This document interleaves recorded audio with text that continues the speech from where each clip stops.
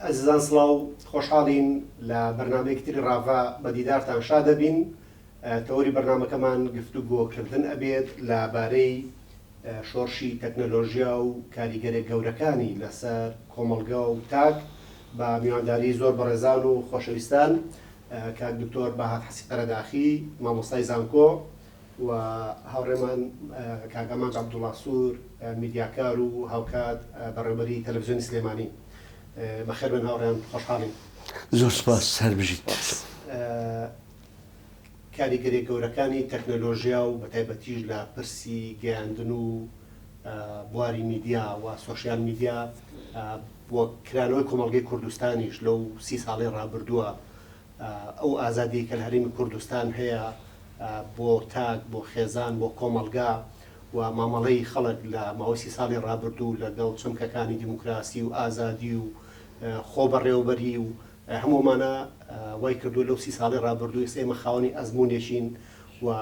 پاشخانێکمان هەیە لەگەڵ مامەڵەکردن چی لەگەڵ میدیای تەقلیدی یاخود لەگەڵ سۆشیال میدیا لەو 10 ساڵی ڕابردوو کاریگەریکی گەورەی جێشتووە لە نێو ماڵی کورد لە لای تاکی کورد. پێمان خۆشە بە هەردوو ئاراستەی سلبی و ئیجابی گفتوگوێم تەورە بکەین و بە تایبەتیش پێم خۆشە لەم بەرنامەیە یان لە بەشی یەکەمی بەرنامەکەیە گفتوگۆ لەسەر لایەنە ئیجابیەکانی بکەین لەوەی کە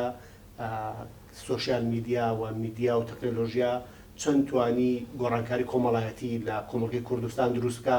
و چەند توانیوێتی تاکێکی هۆشیار بەرهەم بهێنێ، هۆشیار بە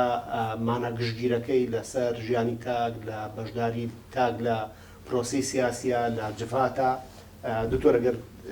بۆ دیۆ ئیجابیەکە پرسیارەکە لە جەنابەت بکەم، ڕای جەنابەت چییە لەوەی کە سۆشیال میدیا و میدیا توانی کۆمەڵگەی کوردی وەربچەرخێنێ بەرەو گۆڕانکارێکی کۆمەڵایەتی باشتر؟ سەرەتا زۆر سپاس بۆ خۆت و بۆ برادرانت، سپاس بۆ پەرستگا گاڵانج. تۆ لە خۆت لە پێشەکێکە گریمانەیەکت فرەدا، یعنی گریمانی ئەوەت کرد کە پێشکەوتنی تەکنۆلۆژی پەیوەندیەکان بۆتە هۆی هوشیارکردنەوە و شتێکی باشە و تاکێکی هوشیار و کۆمەڵگەیەکی کراوەی دروست کردووە. ئەم حکومدانە پێشوەختە بە خۆی جێی پرسیارە و ئەوەیە لەسەری ڕاوەستیت، چونکە هەتا ئێستا من وەکو ئەکادمیک قساکەم، هەتا ئێستا هیچ توێژینەوەیەکی ئەکادمی زانستی ئەو تۆمان نییە ئەم گریمانی سەلمان دەبێت. لە پێچەوانەکەش یا ڕاستە، پێچەوانەکەی ئەوەیە کە بەدەیان توێژینەوەی ئەکادمیمان هەیە کە پێچەوانی ئەو گریمانەیە چەسپی و دەرکەوتوتیە. یاری ئەوەندەی کۆمەڵگەی ئێمە نەکرد کۆمەڵگی کوردی، هەموو ئەو کۆمەلگانی کە خۆیان خاوەنی تەکنۆلۆژیاکەنین و خۆیان بەرهەمهێنەری تەکنۆلۆژیاکەنین، ئەوەندەی زیانیان بەرکەوتووە، ئەوەندەی سەروەت و سامانی مادی و ڕەمزی و کاتیان بە فیڕۆ و بە هەدەر چووە بۆ قازانجی کۆمەڵێک کۆمپانیای زەبەلاحی کارتێلاتی دنیا. یەک لەسەر سەقی ئەوە قازانجی ڕاستەقینی بە ئەم نەتەوانە ئەو کۆمەلگانە نەگەیاندووە. لەبەرەوە بمبورە من ناتوانم لەسەر مەبنای ئەو گریمانەی جەنابەت وەڵام بدەمەوە. من ئەوەندە گەشتبین نیم. من دکتۆر ڕەنگە من لەوەیە لە ڕووی زمانەوەنیەوە وان پیشان نابێت کە تەنها لایەنە ئیجابیەکە یعنی زۆر زاڵە دەنا من نویستم بڵێم کە خوێندنەوەکی فرە ڕەحەند تۆ نقرس لە من بگری بۆ ئەوەی ئەوە قسانە بکەم کە ڕاستە کە تۆ ئەتەوێت بیڵێم و بەڵام پێشم ناڵی بێڵێ. لە ڕاستیە تەکنۆلۆژیای میدیا لە ماوەی ئەم 15 ساڵی ڕابردووە کارێکی بە کەلتوری، بە دابوونەریتی، بە کەلەپوری، بە شوناسی نەتەوەیی ئەم وڵاتانی دامێن کردووە بە تاک و بە کۆمەڵ کوردوتەنی با بە دەواری شەڕی نەکردووە. بەڕاستی بۆ لەبەر چەند سەبەبێک، چەند هۆکارێک هەیە. یەک، ئێمە بەرهەمهێنەری ئەم تەکنۆلۆژیانین، ئێمە بەرهەمهێنەری ئەو تەکنۆلۆژیانین کە توانیوانە کۆمەڵگەی ئێمە پێشخەن. بۆ نمونە بە هەزاران ساڵ لەمەوە پێش کورد لەم ناوچە شاخاویە سەختە بەستەڵەکە بە قەتپاڵی شاخەوە توانوێتی هونەری بیناسازی و تەلارسازی خۆی بکە ئەو تەکنۆلۆژیای خۆمانە کۆمەڵگەی کوردی لە کۆچەری و لە ڕەوەندیەوە هێناوە و کردوێتی بە کۆمەڵگەیەکی ئاوادانی و نیشتەجێ بوو کۆمەڵگەی کوردی خاوەنی تەکنۆلۆژیای ئاودێریە چۆن ئاو کۆ دەکەیتەوە ئەستێڵ ئەوەی کە ئێستا پێڵێن سەد بەنداو کورد ناوی سەد و بەنداوشتیان نەبیست و پێشتر ئەستێڵی کردووە چۆن ئاو خەز نەکات ناڵێ ئاوکە بەفی ڕۆ بڕوە چۆن کارێز لێدات چۆن دەچێت لە پشتی کارێزەوە ڕێگە لێ ئەدات بۆ ئەوەی ئاوی کانیەکەنە و ئاوی کارزەکە نەبڕێ ئەوانە تەکنۆلۆژیای کوردن کورد کڵاشی دروست کردووە تەکنۆلۆژیایەوە خۆ تەکنۆلۆژیارەوە نیێتەوە ئیلا بێ بە ئینتگریت و بە کارەبایەت و ئەلکترۆنیات بێت تەکنۆلۆژیا هەر سەردەمێک بۆ خۆی یاسا و ڕێسا و ئابراز و کەرەسەی خۆی هەیە و پێویستی خۆی هەیە هەموو ئەو تەکنۆلۆژیانی کە بە پێویستی بە حاجەت نەتەوەی ئێمە و کۆمەڵگەی کوردەواری و نەتەوەکانی دەوروبەرشمان بۆ خۆیان دروست کردووە بە سوود بوون بۆمان ئەم هەموو مەڕووماڵاتی کە دەیبینیت و سەرچاوی خۆراکی ڕۆژانەمانن هەمووی وەحشی بوون هەمووی کێوی بوون ئەی ئەم مرۆڤە چۆن توانێتی لەم ناوچە سەختە ئەم تەکنۆلۆژیایە چیە دایهێناوە ئەمانی دەستەمەوە کردووە هێناوێتی بە خێوێکات سوود هەر لە هێلکەکەیەوە هەتاوەکو پڕڕووباڵەکەی هەر لە تووکەکەیەوە هەتاوەکو پێستەکەی هەتاوەکو سەرەکەی بە دەردی هەندێک برادرکرا منوکتاڵێ مەڕەکەوتێتی دەنیشن تەرجیل کەن بیکەن بە جەڕەسی مۆبایل چونکە هیچی نامێنێ بە خۆڕایی بڕوە تەنانەت پیسایەکەشی دەکەنەوە بەپین ئەمە تەکنۆلۆژیایە کە زەرمان لێ نەکردووە چونکە بە پێویستی خۆمان و بە ئاستی عەقڵ و تەجروبە و خبرەی خۆمان ئینسانی ئەم ئەرزە ئەم نیشتیمانە بۆ خۆی داهێناوە بەڵام ئەمەیتر کە باسیەکەینێمە ئینتەرنێتە مۆبایلە ئایپادە سینەمایە هیچ علاقی بێمە نییە مجتەمەعاتی تر کۆمەڵگەی تر بە پێویستی خۆی داهێناوە و بەلێشا و ئەوەندەی ئینتاج کردووە ئەوەی کە پێڵن وفرت ئینتاج زۆری فرەیی بەرهەمەکە ئیتر لە تااقەت و توانای بازاری خۆیانە نامێنە سەرفیکە دێت کۆلۆنیالیزم دێت ئەم وڵاتاندا ژیرەکە ئیکا بە بازار بخۆی دەیهێنێ و یعنی بڕات هەبێ ئێستا هەر مۆبایلێک لە گیرفانی هەر تاکێکی گەنجی ئەم سلێمانیایە لە گیرفانی یابانیەکان نییە لە گیرفانی ئەمریکیەکان نییە مۆبایلێک ئەمریکیە 10 ساڵ بەکارهێنێ گەنجێکی کورد لە هەر مۆدیلی تازە دەرچوو ئەمانی فڕێداوە بزانە ئێمە خاوەنی ئەم تەکنۆلۆژیانی ئێمە بەرهەمهێنەری نین ئێمە بەکاربەرێکی نەزانیشین یعنی زۆر ئاوی تێ بکەم و ڕوونی بکەمەوە پێڵێم نەزانی ژینە خۆی شایستەی ناو ناتۆری تریشە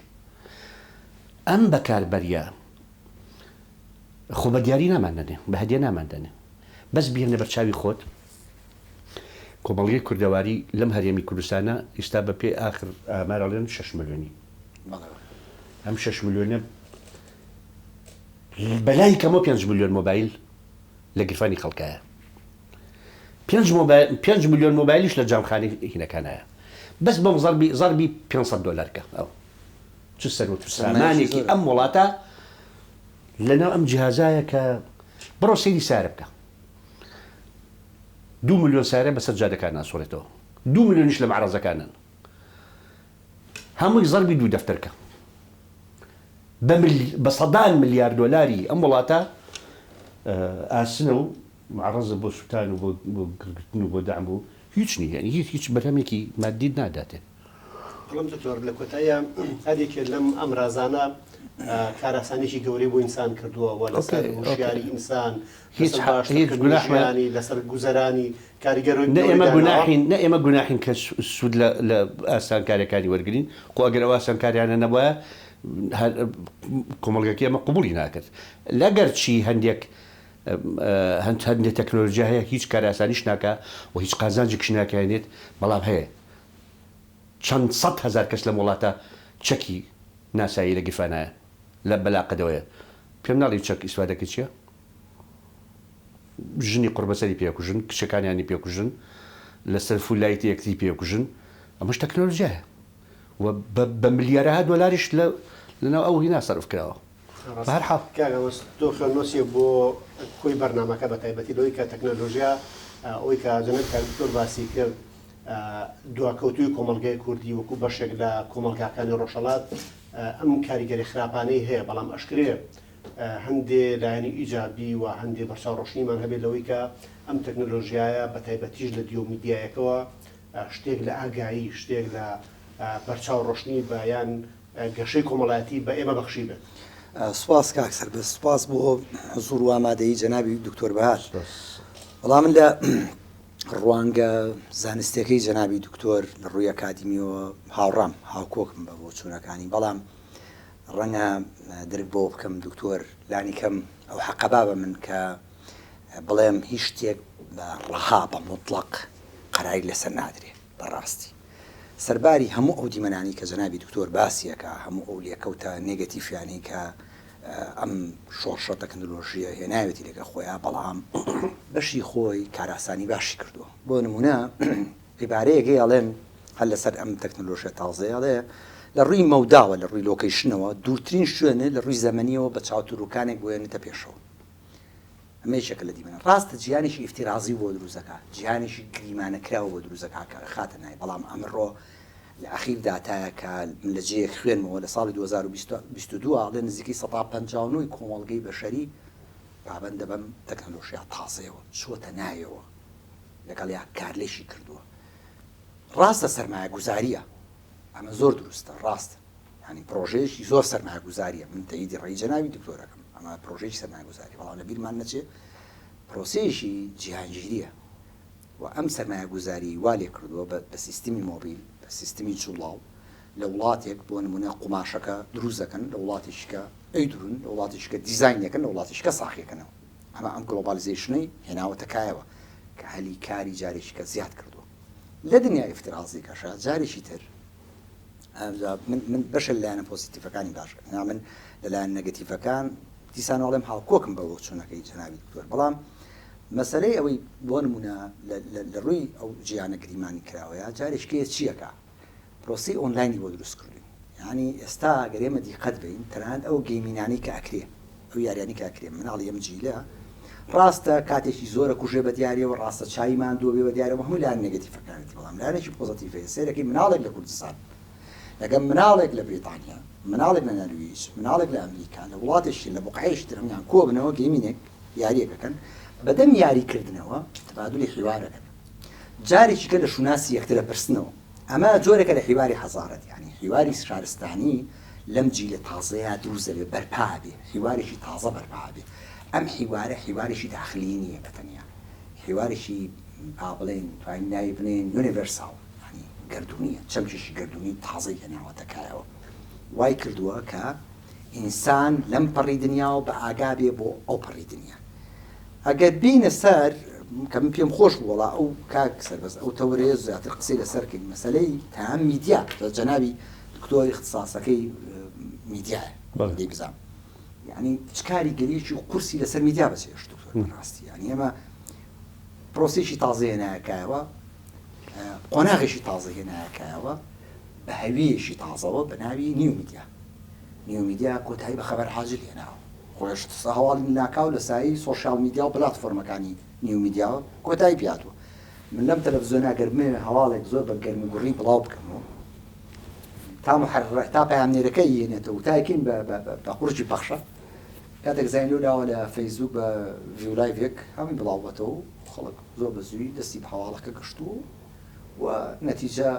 کۆتایی بە خەبەر عاجل هێناوە وەی کە بۆ تۆ مێنێتەوە چییە لەو میدیایی ترە کە ئێستا ئێمە شناسی کلاسیک میدیاماوە کردوەوەیە کە ئێمە بنکوڵی ئەو ئەحداسیات و ڕوودا و هەواڵ و ئەوانە بکەین کە هاتۆتەوە بنکوڵیان بکەین جا ئەمە بۆ بوو لە شواب زۆر جاریش ئەبێ ناچارین لە ناو مفردەی پرسیاری ناو سەحافەیە بگەڕینەوە بۆ پرسیارێک کە ڕناوێت کە پێڵێت چۆن کە جاران چۆن جەناب باشتری زانی باشترین بنەما بوو بۆ ڕیپۆرتاژ، یعنی ئەمە لە ڕیپۆرتاژە پشتمان پێ بەست و ئەسچوین ئەمان کرد بە بەرمەبنای یا پێخۆری ڕیپۆرتاژەکەمان. ئێستا وامان لاتووە بێ لە بنکوڵکاریە میدیا دابیشێت دەستبەرێ بۆ چۆن بۆ بنکوڵکاری تیا بکات، چونکە خەبەر عاجل کۆتایی هات لەوە دەرچوتۆ بڵێ لە شوێ چییە کەی بۆ ئەمە ڕۆی ئێستا زیاتر بێ قسە لەسەر چۆن بکەیت، یعنی وای کرد قۆناغێکی تازەیە نایەکایەوە کە بە چوونی من پێم وابێ ئەبێ ئەم میدیاش تەعامل لەگەڵ کا بەڕاستی تۆ ناگە زۆرانی لەگەڵ گری، یعنی ماگەر بین بۆ نمونە وەکو شاشەی تیڤی ڕۆنمای تەلەڤیزیۆن یا وەکو رادیۆ یا تایپ میدیاوی کە ڕۆژنامە و گۆڤارۆ بێ زۆران لەگەڵ ئەم نیو میدیای بگرێ نەتیجە بە خەسارەتی خۆی کۆتایی پێیە، چونکە ئینتیبای خەڵک سەرنجدانی خەڵک و متەلەقی وەرگر زیاتر ڕووی لەم شۆرشە تازەی تەکنۆلۆژیا کردووە و بەبێ ئەوەی بەخۆی بزانێن لە نایەتی کاکە ئێستا ئەخیرداتا ئەڵێ ڕۆژانە زۆربەی هاونیشتیمانی زیاد نزیکی 2 ساعت خەریکی ئەم شاشە بچووکەیە، 2 ساعت خۆی سەرقاڵ کردووە بە ئەم تەکنۆلۆژیا تازەیە. بۆیە ئەبێت تەنها ئەوەی لێ دەرچوازام لە کۆتایی لەم شەڕی رووسیا و ئۆکراین لەبەروی حاجزێکە بوو بۆ سۆشیال میدیا و پلاتفۆرمەکانی خەڵک جاریشکە ئاش بۆ لەگەر شاشە تۆگە بیویستایە هەواڵی ئەو شەڕە وەرگری لە بیدایەتی شەڕەکەیە خەڵکە بوو ئەحداسیاتی گەرم ڕوو کاتە کەناڵەکانی ئەو کەناڵانی کە لە ناو حربەکەیە تەختێ ناو جەرگەی جەنگەکەیە ڕووماڵیانە کرد بەس دەیا خەڵک گەڕایەوە بۆ شاشە. بۆیە ئەمانە یعنی واقعێکی سەپێراوە فاکتێکی چونێتە ناوی و ئەم دۆخە تازەیە یان ئەم فەزا تازەیە کە تایە کۆبوونێتەوە بە نەتیجە لایانی نێگەتیڤ و پۆزیتیڤیشیە من لەگەڵ ئەم بۆ چوونم بەڕاستی کە لایانی نێگەتیڤ و پۆزیتیڤیشیە بەڵێ کاک ئاماچ هەموو شتێک لە هەموو دیاردەیەکی کۆمەڵایەتی سیاسی ئابووری مێژوو کردە، یعنی بە زەڕورەتێک پێیابێ، بەڵام فەرقی دیاردەکانی هەتاوەکو کۆتایی سەدەی بیستم ئەو دیاردانەی لە ناو کۆمەڵگە بەشەرەکانە ڕوێنداوە بەشی هەرە زۆری مێژوو کردی لۆکاڵی بوون، یعنی کۆمەڵگەکە بۆ خۆی بە گوێرەی پەرەسەندنی مێژووی خۆی بە کەڵەکەبوونی ڕوودا و دیاردە یەک لەسەر یەکەکان گۆڕانێکی نەوعی بەسەر هاتۆ دیاردەیەکی تازە هاتۆتە ئاراوە. بەڵام ئەوەی کە ئێستا باسیەکرد ئێمە ئەمەی کە پێ ئەڵێن گلۆبالیزیشن اینجا هەر لە جۆری خۆراکەوە لە ستایلی خۆراکەوە بۆ ستایلی جلوبەرگ بۆ ستایلی مۆسیقا بۆ چوزانم خوێندنی باڵا خوێندنی قوتابخانەکان بۆ سۆشیال میدیا بۆ تەعاملکردن لەگەڵ میدیای کلاسیکە ئەمە هەر هەمووی ئەتوانم بڵێم لە سەتانەوەتی زیاتری پێویستی و حاجەتی کۆمەڵە لۆکاڵیەکان دروستی نەکردووە، شتێکە لە دەرەوە ئیرادی هەمومانە. یعنی ئێستا من و تۆ لێرە دانیشتوین کەس نییە پرسمان پێ بکە بڵێ ئەرێ کورد پێویستی بەوە هەیە ڤێرژنێکی تازەی ئایفۆن دەرکەین، کەس هاتۆ دەرەسی ئێ بکە کەسەوە ناکات. ئەوە لە پرسە سەرمایە گوزارەکەیەوە بەڵێ اینجا بەمەستمەوەیە کۆمەڵێک شەریکە کۆمەڵێک کۆمپانیای زەبەلا هەوەی کارتێڵاتە دێت و لە ڕێگەی نوخبەیەکی تەکنۆکراتەوە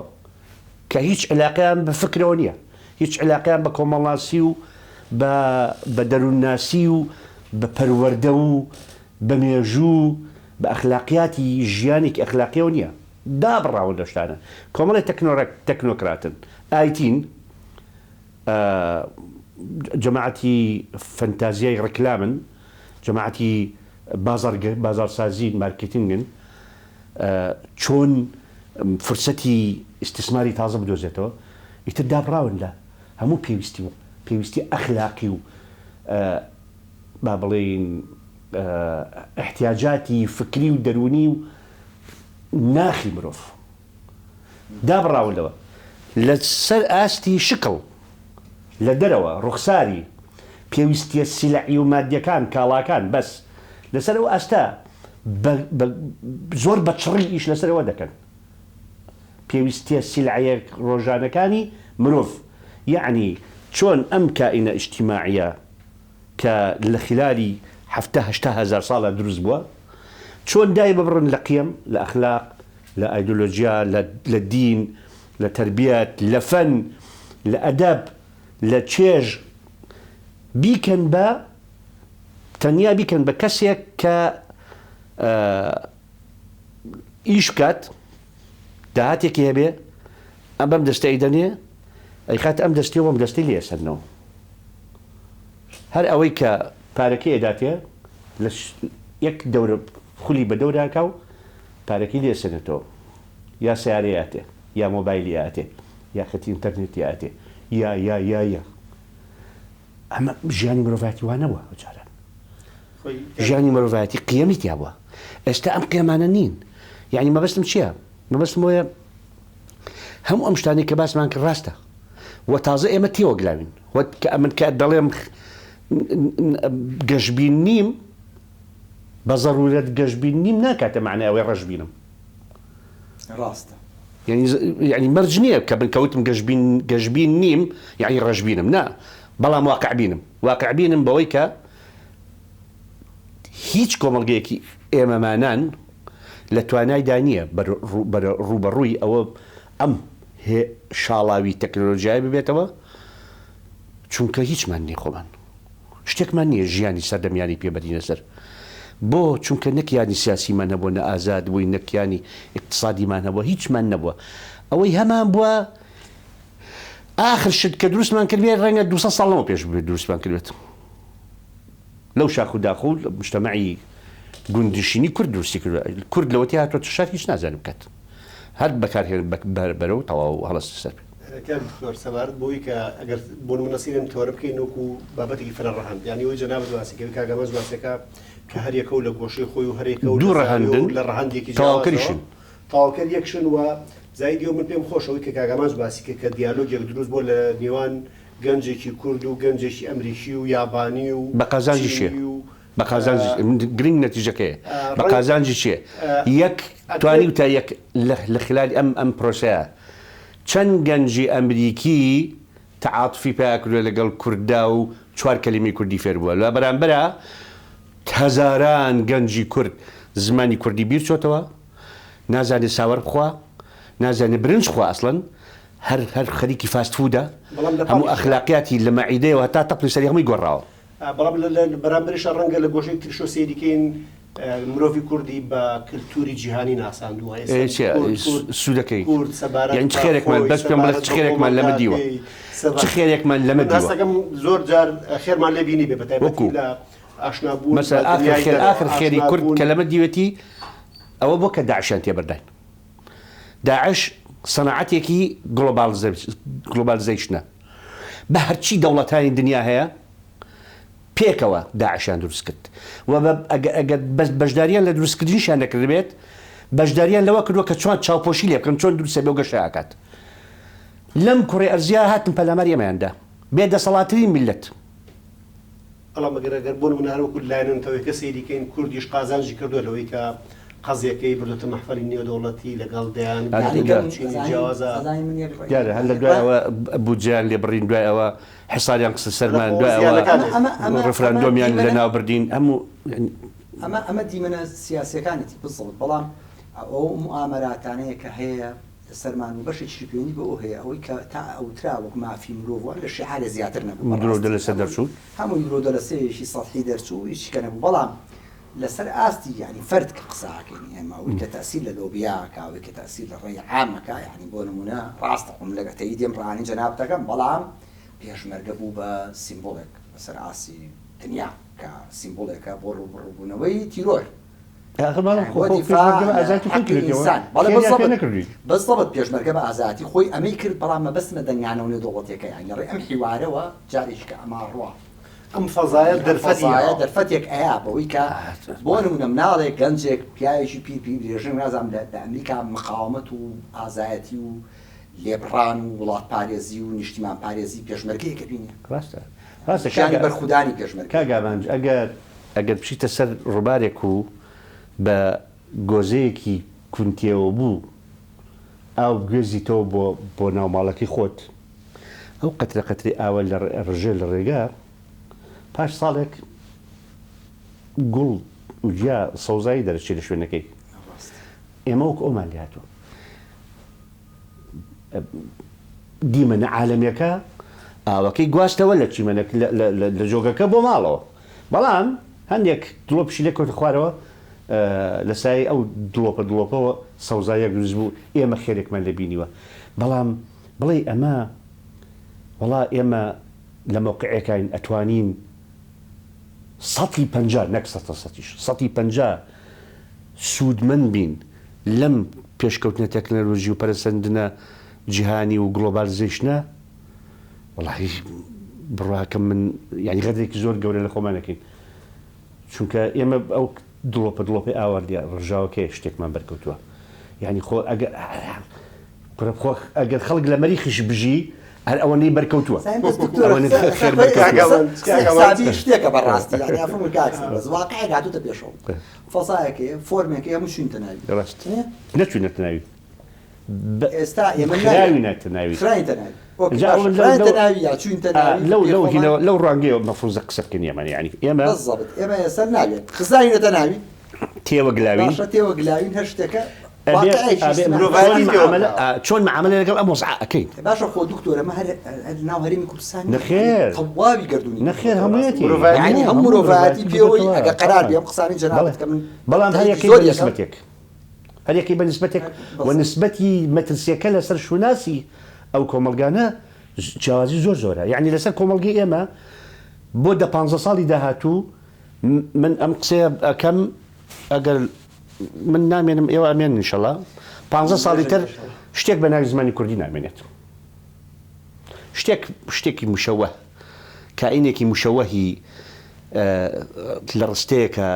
دوو کەلیمەی عەرەبی و یەکێکی تورکی و یەکێکی فارسی و دوانی ئینگلیزی و تێکەوە و بەس لە کنەکەی کوردیە لەبەرەوەی مناڵی سابوونکەران و تایراوە قسم پێکەن شتێک بە ناوی هونەری کوردی نامێنێت شتێک بە ناوی شعری کوردی تعبیر لە خەیاڵ و بۆچوونی مرۆڤی کوردی سەدەی ئەو سەدەی کە پێش دنیا وێران ببێ یعنی ساڵی 2000 نامێنێت شتانە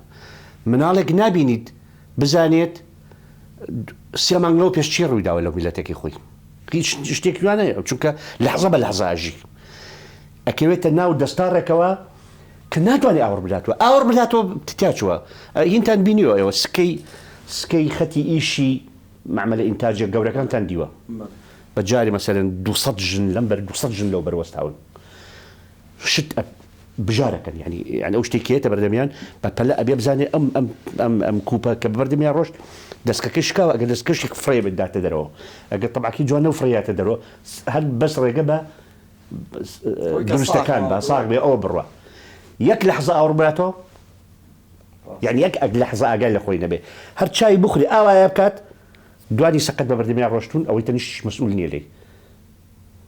وە کامێرەشی لەسەرە ئەزانن ئەو سەقەتە لە چۆ ڕۆشت فەسلێکن ئێمە ئەوامان لێ هاتووە ئێمە ئێستا ئەگەر ئەم لەحزەیەش نەبێت 15 ساڵی تر هەموو تاکێکی ئەم وڵاتانە ئەم میلەتانە بە تایبەتی ئەم میلەتانی کە کیانی سیاسیان نییە و استراتیژیان نییە پلانیان نییە پرۆژیان نییەوە بوونەتە بەشێک لە پرۆژەی خەڵکیکە ئێمە ئازان چیمان لێ عینەرە و کرێکارەمان لێ هەر فریا ناکەین کوردوتەری سەری خۆمان کوڕێنین چونکە هەر ئاوڕێکت لە خۆتدایەوە تاچوتۆ کەوتوتە بەر سکەکە و لوشی داوی و فڕی داویتە دەرەوە نانت نابێ بیخۆیت تۆ ئێستا دکتۆرات هەبێت بڕۆرە یەکێک لەو سوپەرمارکتانە بڵێ هاتووم بم بە کاشێر بە دکتۆراوە بڵێ هاتووم ببم بە کاشێر بڵێ هاتووم ببم بە ڕێکخەری کاڵاکان لەسەر ڕەفەکان بەڵێ نیزیە زانیت عەرەبیە زانیت نەوەڵا من کوردم و بە کوردی خوێنەوە و بە کوردیش دکتۆرا بێنەوە حافیز بێت ئەوڕان هیچ پێویستی بە تۆ نییە نوێی کاتی بەرنامەکەمان کۆتایی هاتووە گفتوگۆی زۆر شەڵەگرێ بە تایبەتیش لەوەی کە بۆچوونی جیاوازمان هەیە ناوڕێک وەرەگرین و دواتر لە بەرنامەکە بەردەوامە بین ئازیزان بەشی یەکەمی بەرنامەکەمان کۆتایی هاتووە و لە بەشی دووەمی بەرنامەی ڕاڤەیە ئەم گفتوگۆیە بەردەوامیە بێت هەڵبەت بابەتەکە بابەتێکی زیندوو و قسە هەڵگرە بە ئومێدیەوەین کە لە هەفتەی داهاتوو بەدیدارتان شاد بین و بەشی دووەمی بەڕێمەکەتان پێشکەش بکەین و خواتان لەگەڵ بێت.